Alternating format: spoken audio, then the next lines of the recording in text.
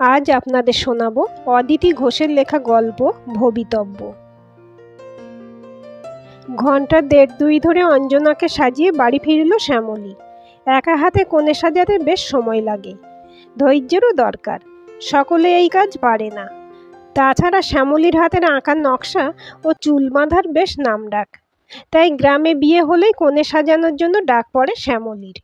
সব সময় যে ইচ্ছে থাকে তা নয়, তবু মুখের উপর কাউকে না বলতে পারে না ও। কিছুদিন আগে বাজার এলাকায় একটা পার্লার হয়েছে। কলেজে পড়া মডার্ন মেয়েরা সেখানে যায় একটু আধটু। অবস্থাপন্ন দু একটা বাড়িতে পার্লার থেকে মেয়ে এসে কনে সাজিয়েও গেছে। তবে মধ্যবিত্তদের সেই একই হাল। গ্রামের মেয়েরা বা আত্মীয় স্বজনদের মধ্য থেকে কেউ কেউ বিয়ের কনে বা বৌভাতের দিন বউকে সাজায়। পূর্বপাড়ায় অবশ্য শ্যামলীর ডাকই বেশি পড়ে। মুখার্জি বাড়ির বড় মেয়ে শ্যামলী। শ্যামলীর বয়স এখন 26। উচ্চ মাধ্যমিক পাশের পর আর পড়াশোনা না করে সেলাই শিখেছে ও। শ্যামলীর আরও দুই ভাই আছে। ভাইয়েরা মায়ের গায়ের রং পেয়েছে, দুজনেই বেশ ফর্সা। একমাত্র শ্যামলী হয়েছে ওর বাবার মতন শ্যামলা। বিয়ের বাজারে কালো মেয়ে হিসেবে গণ্য করা হয় তাকে। গত 4 বছরে প্রায় 7-8 জায়গা থেকে দেখতে এসেছে শ্যামলীকে। তাদের যত্ন আত্মে ত্রুটি করেননি বিমল মুখার্জি, কিন্তু কালো বলে নাকচ করেছে সবাই। শ্যামলী বারবার অনুরোধ করে বাবা মায়ের কাছে এই মেয়ে দেখতে আসার প্রহসন থেকে ওকে মুক্তি দিতে, কিন্তু বিমল মুখার্জি ও বিজয়া মুখার্জি হাল ছাড়তে নারাজ। মেয়ে বিয়ে করব না বললেও সেটাকে মেনে নিতে পারেন না তাঁরা। প্রাইমারি স্কুলে মাস্টারি করেন বিমল মুখার্জি। এছাড়া বিঘে 5-6 জমি আছে। তেমন সচ্ছলতা না থাকলেও বড় মেয়ের বিয়ের জন্য তিল তিল করে সঞ্চয় করেছেন বেশ কিছু টাকা। মেয়েকে না জানিয়ে নানা জায়গায় যোগাযোগ চালিয়ে যাচ্ছেন এখনো। বিয়ে বাড়িতে নেমন্তন্ন রক্ষা করতেও যেতে হয় শ্যামলীকে। বাড়ির সকলের নিমন্ত্রণ না থাকলেও শ্যামলীর নিমন্ত্রণ থাকেই। বেশ গরম করছে। গায়ে একটু জল ঢেলে এসে নিজে তৈরি হতে বসলো শ্যামলী। আয়নায় নিজের মুখটা খুঁটিয়ে দেখলো ও। যে মেয়েকে এক্ষুনি সাজিয়ে এলো তার সঙ্গে নিজের মুখে তুলনা করলো মনে মনে। অঞ্জনার গায়ের রং ধবধবে ফর্সা, কিন্তু মুখশ্রী মোটেই ভালো নয়। ছোট ছোট চোখ আর নাকের ডগাটা বেশ মোটা। সেই তুলনায় শ্যামলীর মুখশ্রী বেশ ভালো। ওর নাকটি কালো, চোখগুলোও বেশ টানা টানা। দোহারা চেহারা, উচ্চতা মাঝারি, কিন্তু রঙেতেই মেরে দিয়েছে। বিজয়া দুঃখ করে বলে, শরবত রুটি হরে বর্ণ, খাঁদা বোচা যাই হোক, রং ফর্সা হলেই আমাদের সমাজে মেয়ে বিকিয়ে যাবে। শ্যামলী হাসতে হাসতে বলে, তুমি নিজেও তো খুব ফর্সা মা। বিজয়া ব্যঙ্গের হাসি হাসেন। তাই তো আমার কুতকুতে চোখ দুটো নিয়েও আমি বিকিয়ে গিয়েছিলাম। শ্যামলী মাকে জড়িয়ে ধরে বলে, তোমার রূপের কি দরকার, গুণেতেই মাত। কি জানো না তুমি, দারুণ দারুণ রান্না করো, সেলাই, আঁকা, আরও কত কি। তোমাকে যারা বউ করে এনেছিল তারা অনেক ভাগ্য করেছিলেন। বিজয়া হাসেন, অনেক হয়েছে, আর মায়ের ঢাক পেটাতে হবে না। আমার মেয়েও কি কম গুণবতী? যারা ঘরে নিয়ে যাবে তারা ঠিক কদর বুঝবে। মুখে ফাউন্ডেশন মেখে হালকা পাউডার পাপ বোলালো শ্যামলী। চোখে সামান্য কাজল পেন্সিল ছুঁয়ে কপালে একটা ছোট্ট টিপ পড়লো। হালকা রঙের লিপস্টিকটা ঠোঁটে বুলিয়ে নিল। লম্বা চুলে একটা বিনুনি করে নিল। চুলে ফুল লাগাতে লজ্জা করে ওর। এবার শাড়ি বাজবার পালা। নিজের গায়ের রং কালো বলে কোনো ডিপ রঙের শাড়ি পরে না ও।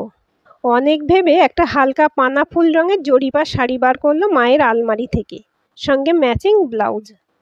এই ব্যাপারে একটা সুবিধা ওর, মায়ের আর ওর চেহারা একই রকম, তাই মায়ের ব্লাউজ সুন্দরভাবে হয়ে যায় ওর গায়ে। সবশেষে আয়নার সামনে আর একবার দাঁড়ালো।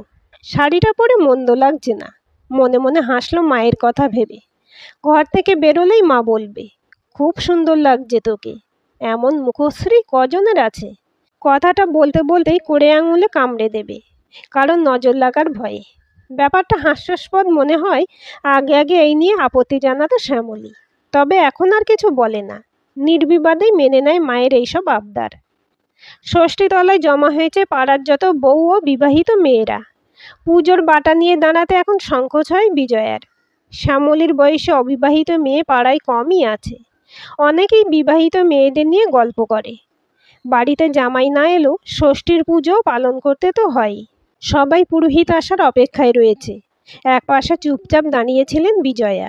সামনের বাড়ির অজয় ব্যানার্জির স্ত্রী এগিয়ে এলেন। এক মুখ হেসে বললেন, সুখবরটা শুনেছে তো শ্যামলীর মা? আর 4 দিন বাকি বিয়ের। এখন আবার হঠাৎ করে জানিয়েছে ওরা যে কালই মেয়েকে আশীর্বাদ করতে আসবে। পাত্রপক্ষ নিজেরা বলেছে, না তো বলা যাবে না, আয়োজন করতে হবে ছোট করে। পাশ থেকে এসে ফোড়ন কাটলেন রমেন বসুর বউ। যাই বলো সুনন্দার মা, মেয়ের তোমার কপাল ভালো, অমন রাজপুত্রের মতো বর হবে। আমি দেখে থেকে বলছি যে পাড়ার সেরা জামাই হবে তোমার। সুনন্দার মা হাসলেন মুখ টিপে। জামাই আমার সত্যিই সুন্দর, সবই ঠাকুরের ইচ্ছা। দীর্ঘশ্বাস গোপন করে বিজয়া বললেন, হ্যাঁ আমি শুনেছি, তবে তোমার সুনন্দাও তো দেখতে কম সুন্দর নয়, তাই এক দেখাতেই পছন্দ হয়ে গেছে। পুরোহিত এসে গিয়েছিল। পুজো করিয়ে নিয়ে বাড়ি ফিরলেন বিজয়া। বুকের মধ্যে একটা চিনচিনে কষ্ট থেকেই যায় এইসব দিনগুলোতে। কাউকে হিংসা করেন না তিনি, তবু নিজের মেয়েটার কথা ভেবে খুব খারাপ লাগে। পরদিন সকাল 10টা বাজতেই খবরটা সারা গ্রামে চাউর হয়ে গেল। অজয় ব্যানার্জির বাড়িতে পাত্রপক্ষ আশীর্বাদ করতে এসেছে। এদিকে সুনন্দা চিঠি লিখে রেখে বাড়ি থেকে পালিয়েছে তারই কলেজের একটা ছেলের সঙ্গে। ছেলের বাবা অগ্নিশর্মা হয়ে গেছেন। বাড়ি না গিয়ে পাড়া দুর্গা দালানে বসে আছেন। বলছেন ছেলের বিয়ে 3 দিন বাকি, কার্ড ছাপানো হয়ে গেছে, নিমন্ত্রণ ছাড়া হয়ে গেছে প্রায় অর্ধেক। এখন বিয়ে পিছুতে পারবেন না তিনি। এই গ্রামে পাল্টি ঘরের মেয়ে পেলে তারই সঙ্গে ছেলের বিয়ে দেবেন। খবরটা শুনে সাহস করে ছুটে গেলেন বিমল মুখার্জি। করজোড়ে অনুরোধ করলেন তার মেয়েকে একবার দেখে যাওয়ার জন্য। পাত্রের বাবা ও মামা সম্মত হলেন। বিমল সঙ্গে করে নিয়ে এলেন তাঁদের। স্নান সেরে এলো চুলে একটা শাড়ি পরে সামনে এসে দাঁড়ালো শ্যামলী। মেয়ে দেখে পাত্রের বাবা সতীনাথ ভট্টাচার্য বললেন, মেয়ের গায়ের রং যদিও কালো, কিন্তু মুখশ্রী ও দেহের গড়ন বেশ ভালো। আমার এই মেয়েকে পছন্দ হয়েছে। আপনারা আশীর্বাদের আয়োজন করুন, আমি আশীর্বাদ করেই বাড়ি ফিরব। হঠাৎ করে বিয়ে, আপনাদের প্রস্তুতি নেই, তাই আমি বলছি বিশেষ কোনো আয়োজন করতে হবে না, যতটুকু সম্ভব ততটুকুই করবেন, আমরা তাতেই খুশি হব। শুভ সময়ের মধ্যে শ্যামলীকে একটা হার দিয়ে আশীর্বাদ করে চলে গেলেন সতীনাথ ভট্টাচার্য। কথা হলো পরের দিন সকালেই বিমল মুখার্জি যাবেন আংটি ও ছেলের পাঞ্জাবির মাপ আনতে। কোথা থেকে যে কি হয়ে গেল, শ্যামলীর বুকের মধ্যে উথাল পাতাল হচ্ছে। এভাবে পাত্রকে মেয়ে না দেখিয়ে বিয়ে ঠিক হয়ে গেল, ব্যাপারটা ভাবলে দুশ্চিন্তা হচ্ছে শ্যামলীর। অথচ বয়স্ক মানুষগুলোর সামনে কোনো কথা বলার মতো সাহস ছিল না ওর। সকলের মুখে শুনেছে শ্যামলী ছেলের নাকি যেমন ধপধপে ফর্সা গায়ের রং, তেমন বলিষ্ঠ চেহারা, একেবারে সিনেমার নায়কের মতো দেখতে। বয়স 31, ব্যাংকের অ্যাসিস্ট্যান্ট ম্যানেজার। এই পাত্রের সঙ্গে বিয়ে হবে শ্যামলীর মতো একটা উচ্চ মাধ্যমিক পাশ কালো মেয়ের? এ যেন এক রূপকথার গল্প। দেখতে দেখতে 3টে দিন পেরিয়ে গেল। এতদিন গ্রামের মেয়েদের বিয়েতে সাজিয়েছে যে মেয়ে, তার বিয়েতে কে সাজাবে সেই নিয়ে চিন্তা ছিল। সমস্যার সমাধান করলেন বিমল মুখার্জি নিজেই।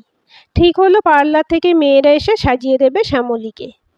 লাল বেনারসি পরে কনের সাজে মন্দ লাগেনি শ্যামলীকে। তাড়াতাড়ির মধ্যে হলো পাড়ার লোকেদের সাহায্যে ভালোই আয়োজন করেছে বিমল ভট্টাচার্য।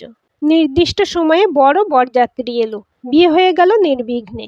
যে মেয়ের বিয়ের চিন্তায় বিমল ও বিজয়ের ঘুম হতো না ভালো করে, তার বিয়ে হলো এক সুযোগ্য সুদর্শন পাত্রের সঙ্গে। পাত্রের নাম সুকোমল। পাড়ার লোক বলল, পাতা চাপা কপাল তোমার শ্যামলীর, কেমন হুট করে বিয়ে হয়ে গেল অত ভালো পাত্রের সঙ্গে। নববধূ হয়ে শ্বশুরবাড়িতে ঢোকার সময় শ্যামলীর মনে ভয় ছিল, ওই সুদর্শন পাত্র তাকে কি চোখে দেখবে, অন্তর থেকে এই বিয়ে মেনে নেবে কিনা, বাড়ির অন্য সবাই বা কি চোখে দেখবে। কিন্তু বাস্তবে তেমন কিছু হয়নি। দেখতে দেখতে 7টা বছর পেরিয়ে গেছে। আজ জামাই ষষ্ঠী উপলক্ষে স্বামীর সঙ্গে বাপের বাড়ি এসেছে শ্যামলী। 2 সন্তানের মা হয়ে সুখে সংসার করছে ও। নিজের গুণে শ্বশুরবাড়ির সকলের প্রিয় পাত্রী হয়ে উঠেছে ও। এখন আর ষষ্ঠী তলায় পুজো দিতে গিয়ে সংকোচে থাকতে হয় না বিজয়াকে, বরং মেয়েকে নিয়ে আনন্দ করে পুজো দিয়ে আসেন। আজকের গল্পটি কেমন লাগলো কমেন্ট করে জানাবেন। ভালো লাগলে লাইক শেয়ার করবেন আর চ্যানেলটি সাবস্ক্রাইব করে বেল আইকনটি ক্লিক করে রাখতে ভুলবেন না।